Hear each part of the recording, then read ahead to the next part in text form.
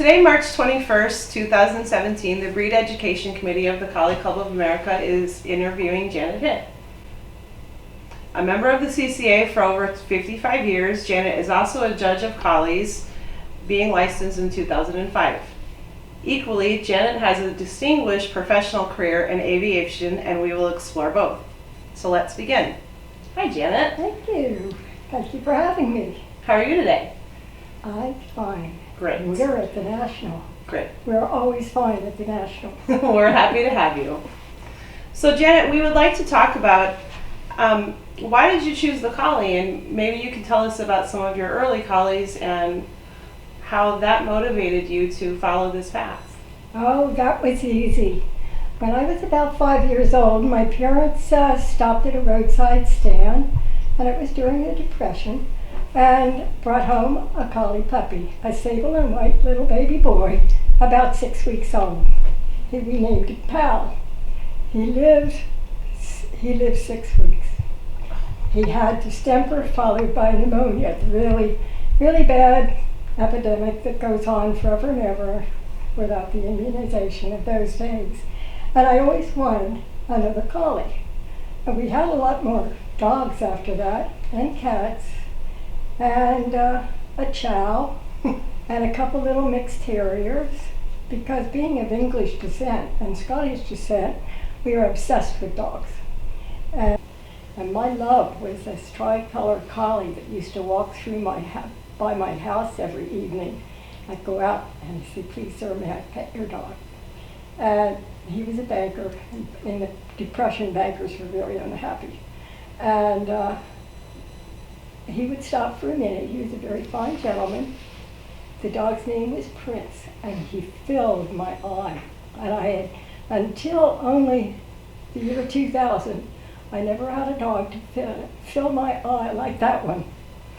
And I didn't know what I was looking at. I just knew it felt so good to look at him.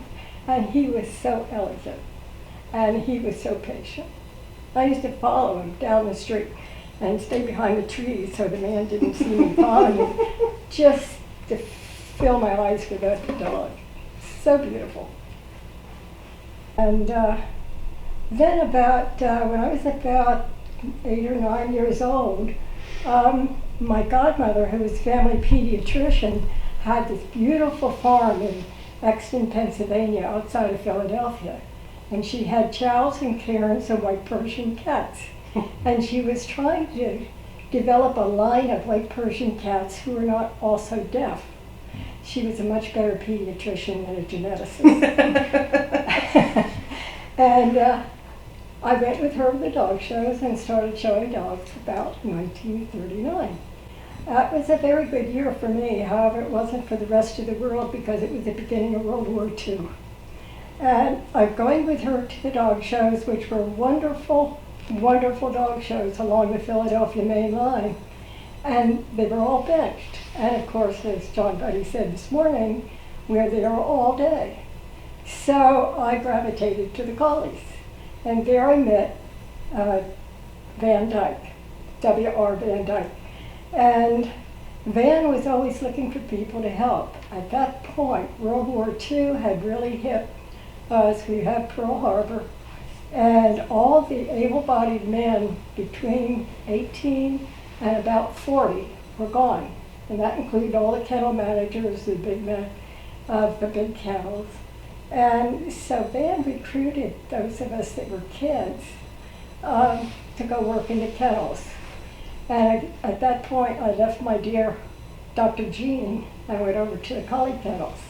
And I worked in a bunch of kennels, not the super big ones, but nothing was super big in those days because we had gas rationing, oil rationing, no tires, beef rationing, food rationing of all different levels.